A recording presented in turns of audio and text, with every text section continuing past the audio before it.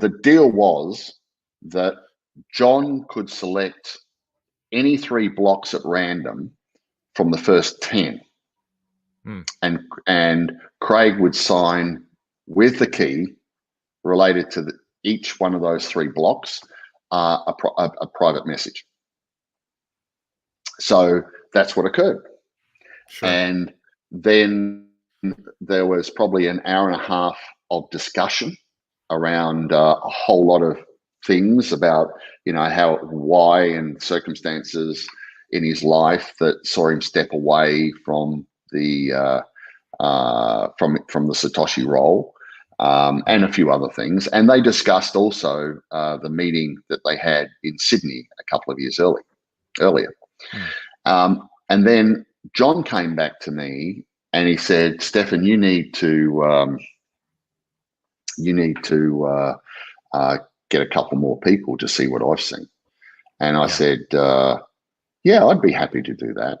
But got to remember, John did this under very strict non-disclosure provisions, and that was the deal, because Craig didn't want any information leaving that room. It was critically important to him that any information that he provided to the world was provided in a time of his choosing, under circumstances of his choosing. So, John was okay with that. And one of the people that John referred me to was Gavin. Now, interestingly, John asked me, once I met him in the Boost Juice Bar, he asked me to confine all communication via Hushmail. And I set up a Hushmail account, and all of my communication with John from that point on was via Hushmail. And he provided me an introduction via Hushmail to Gavin. And then Gavin said, Gavin and I then picked that up, and we went back and forth a number of times. We may have even spoken on the phone once, but I can't be certain of that at that stage. But Gavin and I did ultimately speak multiple times on the phone, but I just can't remember where in the sequencing of things. Sure. But Gavin said immediately that he would if proof was available, he would want to see it. But he said, 1, I don't like flying. 2, I'm not going to come to London on a wild goose chase. So for me to get on a plane and come to London, I would want to be sure in my own mind that I was going to see something legitimate. And I said to him, that's a fair call. I would probably think the same thing myself if I were in your shoes. I said, what is it that you're looking for? And he said, well, Stefan, I interacted with Satoshi a lot, and there are things that only Satoshi would know about the communications that I had with him. Therefore, I want to be able to talk to Craig and interact with him, and I want to satisfy myself that he's got knowledge about things that only Satoshi Nakamoto would have knowledge about. Sure. So Craig agreed to that, and I left them. I provided them the communication links, and I have no idea what information they switched back and forwards. But about 5 days later, Gavin came back to me and said, I'm ready to come to London. and I said to him, what is it that has caused you to come to that conclusion or that position? And he said, because stuff that I've been discussing with Craig, no other people in the world know that material apart from me and Satoshi. So ultimately, he came to London, and I met him. I booked a meeting room at the hotel where he was staying in central London. And again, it was myself, Gavin, Craig, and one other person that were in that room. Was it the same other person, or was it a different other person? No, it was the same other person.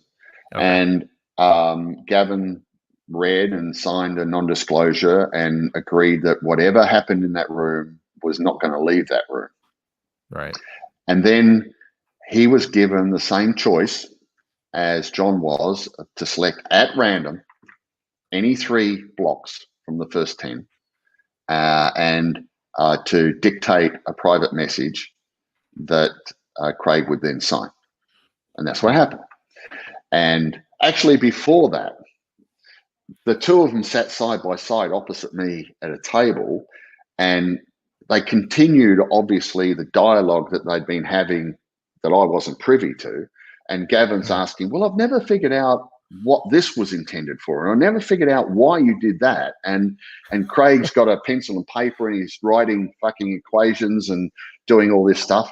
And I sat there for about an hour, and in the end I went, guys, can we get the job done? And you guys can go back to your love fest after. Right? So the proof was done. And then Gavin sat there for a minute, and he put his hand in his computer bag, and he pulled out a USB stick.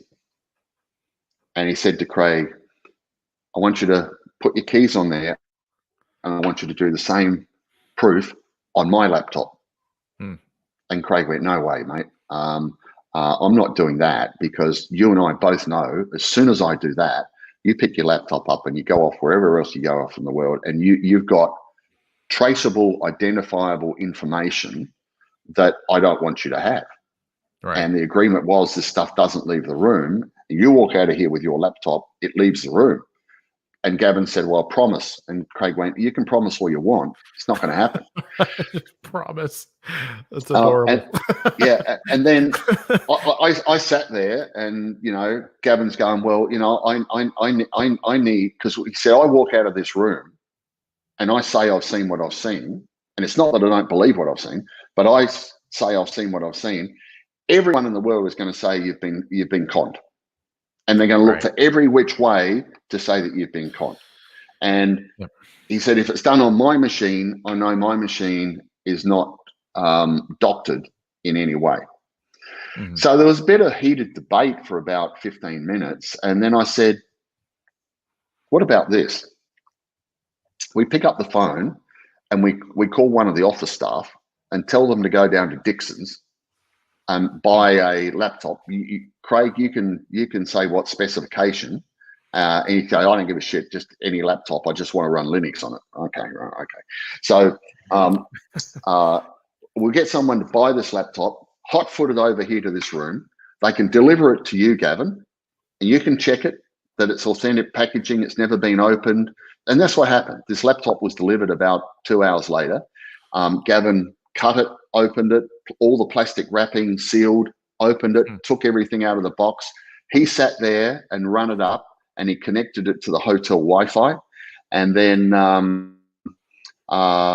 Craig did the same proof on that. The deal was, though, that at the end of the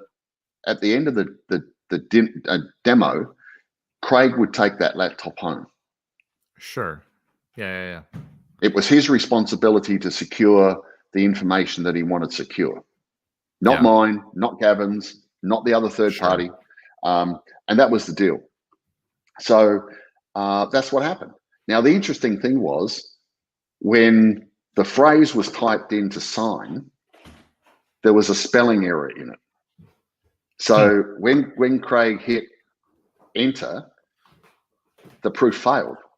Yeah, it doesn't, right. And Gavin looked at Craig, and Craig looked at Gavin, and Craig looked at me, and Gavin looked at me, and I went, "Oi!" Right. And then Gavin's looking at the screen. He went, "Craig, that's not correct. There's a spelling error." So corrected it. Boom, success.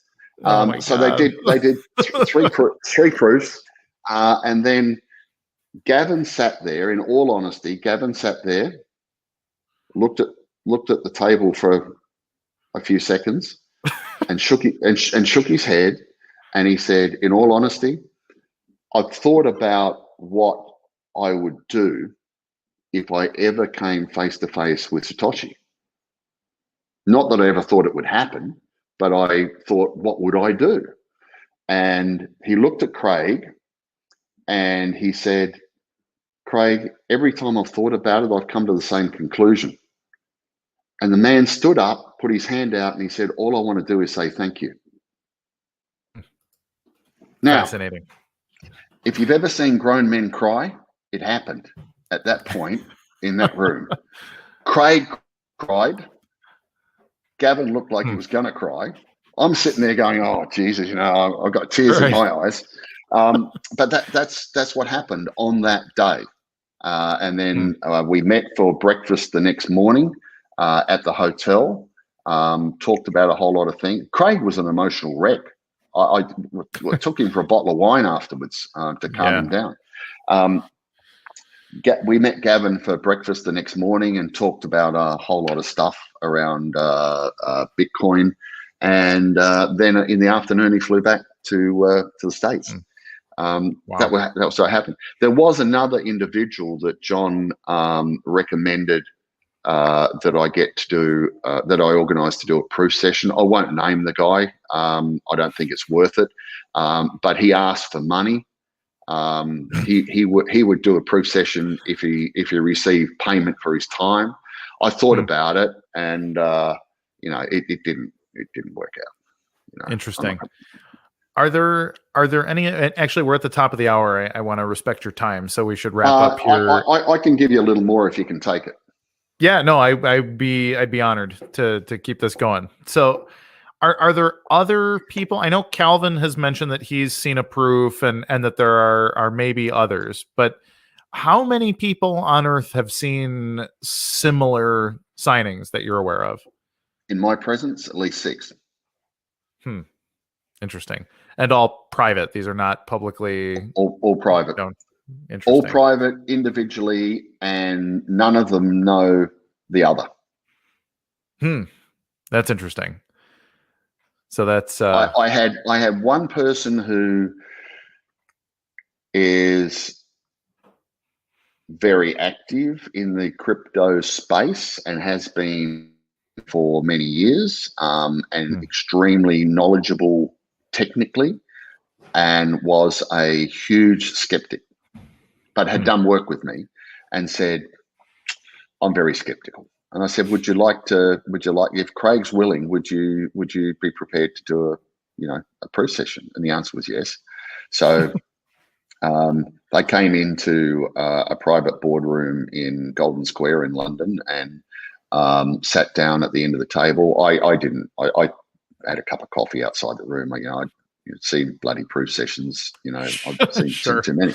So they spent about an hour, and then that person got up, and I said, "Where are you going?" Because Craig was with them, and they said, "Oh, we're going to the whiteboard." So they went into the back room. They spent 3 hours on the whiteboard, and that person came back and said, "Absolutely no doubt that this man architected this technology." It's fascinating. What do you think the big disconnect? I've always said there's a conflict of interest, obviously. The small blockers have staked their career on the fact that Bitcoin can't do all of these things, and therefore Craig can't be Satoshi because that would mean they were wrong. But is there something else? Do you think there's something more fundamental there, that like the technology is a threat to something that really matters to them? Or what do you think? Why is there such vitriol against Craig and in this whole situation? I think you start to understand the answer to that question by asking, why the hell was Bitcoin modified and changed so much? What was the driver or the motivation for that? It wasn't just done by accident. There were, obviously strategic and business benefits and imperatives that require those changes to prevent something from happening. I've never worried about wasting my time digging in beyond those thoughts. But what we have today is we have BSV, and BSV is the re-establishment of the original protocol and the original capabilities. And it delivers things in one